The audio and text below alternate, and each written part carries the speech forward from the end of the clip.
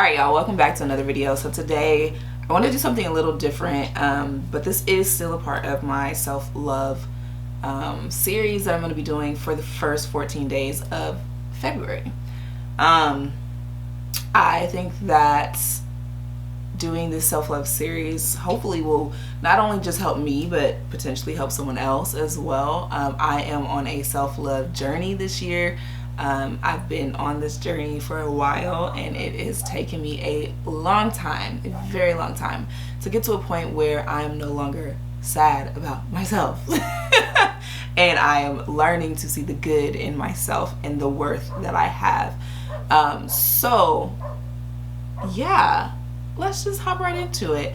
I want to start off with just a quick definition of what self-love or self-worth. You probably hear me say both of these interchangeably, but self-worth is defined as a feeling that you are a good person who deserves to be treated with respect.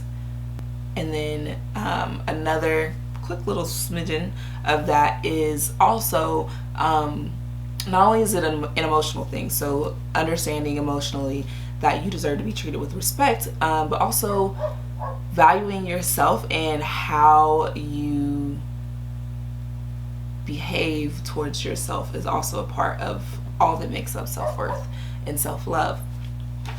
So I wanted to just start off with, and this is going to be very relaxed, very chill, no specific order to any of these things. I just want to talk about it, get it out there. I feel like this would be good for me too, to like come back to this video and just listen to what I'm saying and really take that in.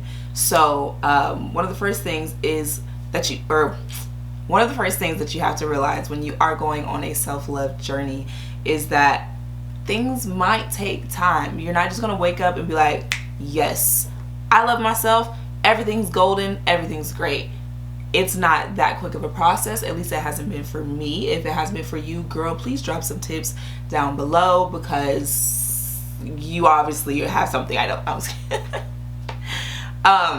But the first is we're putting ourselves first. That is the first main thing that I really want people to understand when they're going on a self-love journey, is you are putting yourself first, without fear, without regrets, without feeling selfish. Like, it is okay to put yourself first. If you can't water yourself, if you can't water your own needs, how are you going to do that for other people? And that is easier said than done, because I still do it for other people. So don't take this as I have my life together and I'm, whatever, because I don't. Everything that I'm saying to you all is there are things that I need to hear too. The next thing in this self-love journey is understanding and allowing yourself to make mistakes. It is okay to make mistakes, as long as we are recognizing those mistakes, learning from those mistakes, and figuring out a way to move forward. 100% okay. And within that, allowing yourself to really process your emotions and your feelings during that mistake and working through those. So important. Next is just trusting yourself to make good decisions for yourself. That is right. I feel like, and I'm sure a lot of you do feel the same way, that I trust myself. But when I really get into the root of things, when I'm really journaling and understanding, it's like, do I trust myself to make the best decisions for me? Maybe not. I don't know. In that same vein, you want to make sure that you are processing your fears, working through the things that you're afraid of. That for me took the longest, from last year to this year. Processing my fears about who I am, about trauma that I've dealt with, and about who I want to be in the future. That is a terrifying thing. At least for me, that's very scary, to not only have to look back and see, okay, this trauma may be impacting how I act in this area of my life, or this trauma may impact my behavior related to X, Y, or Z. It's scary. It's also scary to think about your faults and your flaws, and just scary, just the whole process of self-love and figuring out who you are, figuring out what you like. All of that is so scary and nerve-wracking, but it's okay. It's okay. We are working through and processing those feelings, those fears, as we're steadily pushing ourselves to our highest potential. So it's okay. It's okay to be afraid. I'm still afraid, literally. Another thing is, along this journey, we need to remember that our self-value, our self-worth, does not lie in surface level things. My self-worth is not wrapped up in how I look, or at least it shouldn't be. These are shouldn't be. Our self-worth should not be wrapped up in how we look. It should not be wrapped up in the clothes that we wear. It should not be wrapped up in surface level things. Our body types, none of that. None of that. That does not define your self-worth. Period. Period. It does not. Our self-worth comes from within. It comes from our values that we hold, our beliefs, how we treat others, all of that, how we treat ourselves. That is what our values lie in. Not all these surface level things, not the number of degrees you have, not how your house looks, whatever. No. Just no. So I'm going to kind of segue just a smidgen into kind of things that you can do to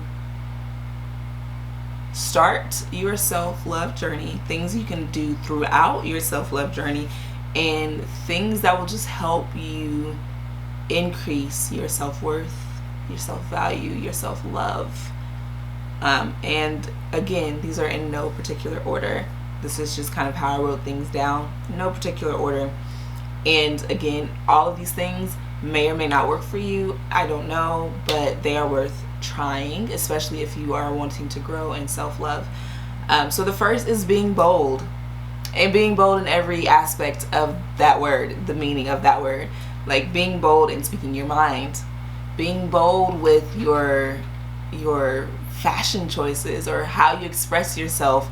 Not being afraid to jump outside the box, or not being afraid to have a difference of opinion and vocalizing that difference of opinion.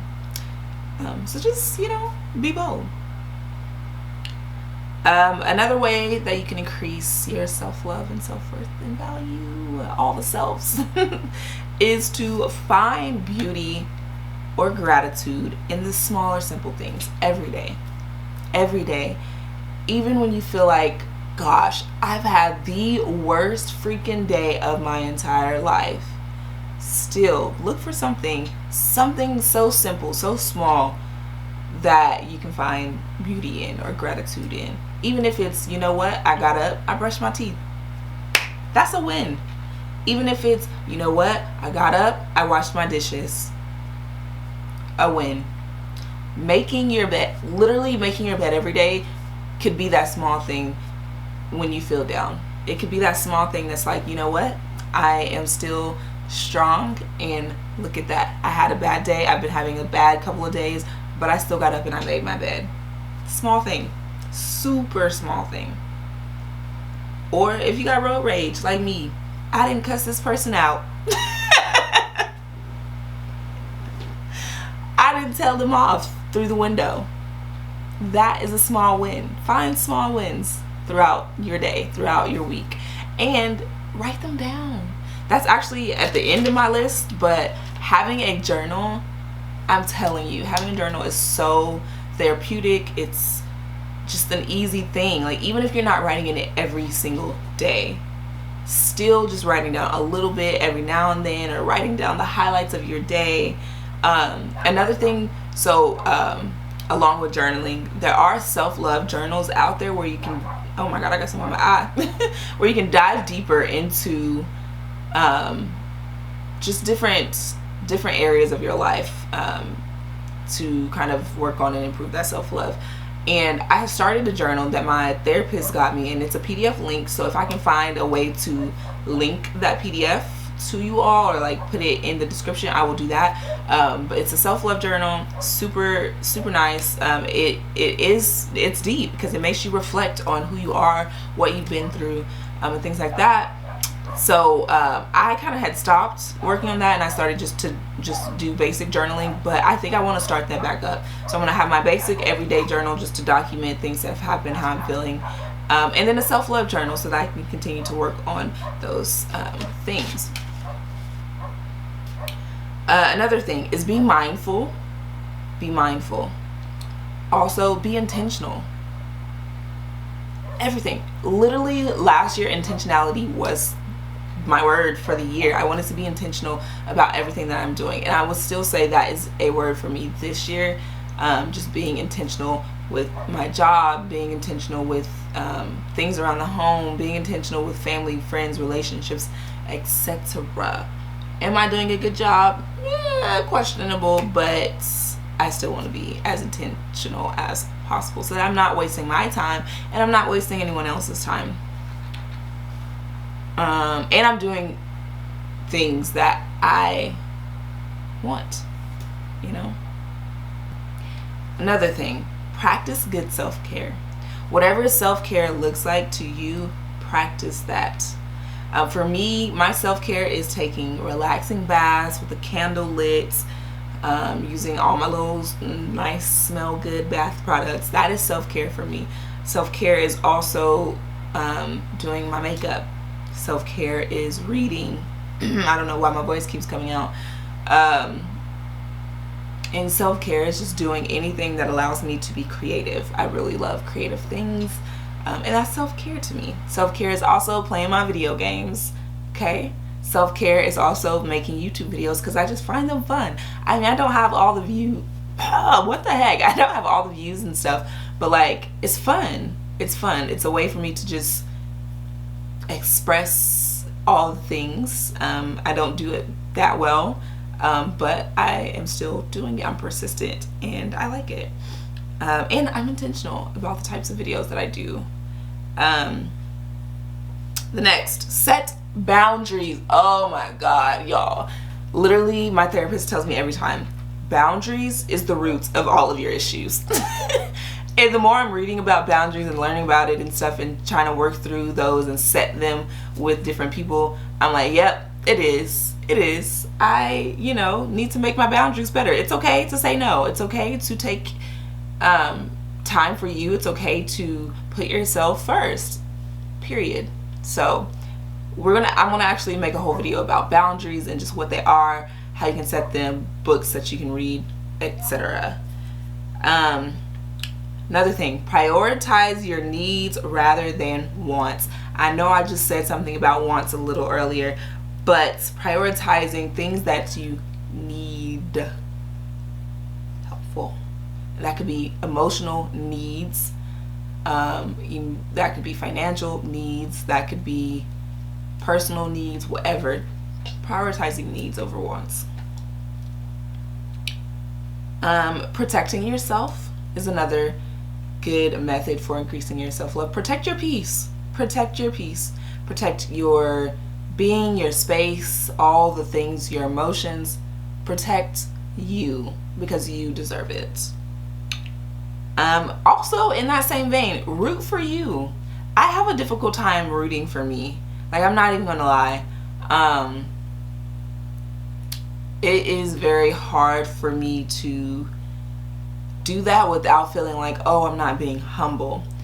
And quick little side story, I think that comes from someone when I was younger, and I cannot for the life of me remember who, but I was wanting to either celebrate or like kind of be a show off, and rightfully so. I did something at school, I don't know, and I was mentioning it to this person. They were an adult, and they told me that I needed to be humble. And ever since then, like, I've kind of like not really boosted myself when it comes to academics or when it comes to certain things. Like, I never really, did that. Even to this day, I still struggle with talking about myself and my achievements in interviews or just whatever in everyday life. Like, it's so difficult for me to do that because I don't want to seem like I'm bragging. I don't want to seem like I think that I'm better than someone else, because I don't. But I don't know, that's something I have to work on, is rooting for me and being okay with, tooting my own horn. I'm a damn good person, and I've accomplished a lot despite a lot. So root for you, okay? Also, be your most authentic self. That is something that I've been working on for the past few months, especially when it comes to like dating and stuff. I'm being my most authentic self. If you don't like it, that's fine. That just means we're incompatible. That does not mean anything about my self-worth. And that's something that I've had to learn too, because I tend to, whenever I'm dating someone or talking to someone potentially, and things go wrong or like we break things off, I take it very hard. And I'm like, why do you take it so hard? Like, that feeling of rejection. But I literally just talked to my therapist about this too. Y'all gonna hear me talking about my therapist a lot because she's just awesome. But we were talking about that as well, and she's like, well, what's another word you can use? Incompatible. Incompatible is another word without the force of rejection, without the negative feelings related to rejection that you could use. And so if you are like me in that same way, use incompatible. It's fine. People are incompatible. Totally fine. Doesn't mean that I'm less than, doesn't mean that the person that I was potentially going to date is less than. So yeah. Oh, I was talking about being my most authentic self. But yeah, I'm trying to show up as me everywhere. Now, I will say it's hard for me to do that at work. It is so hard for me to show up as my most authentic self at work. That's something, after I get past like personal and like relationships with others, whether it's friendships, family, romantic, whatever, then I'm going to move on and work on like being my most authentic self at work. I think I've already mentioned this, but just allowing yourself space to feel your emotions is really good throughout this entire journey.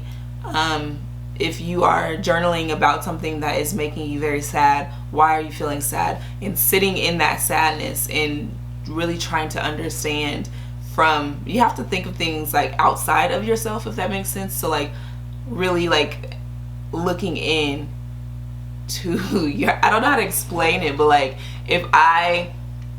let's say if my little sister was talking to me about something that she felt very sad about, I am able to look from I'm on the outside looking in, and that you kind of need to do that with yourself, like put yourself into an outside perspective and try to understand like, okay, so why am I feeling these things? What does this mean for me? Blah, blah, blah. I don't know if that made any sense.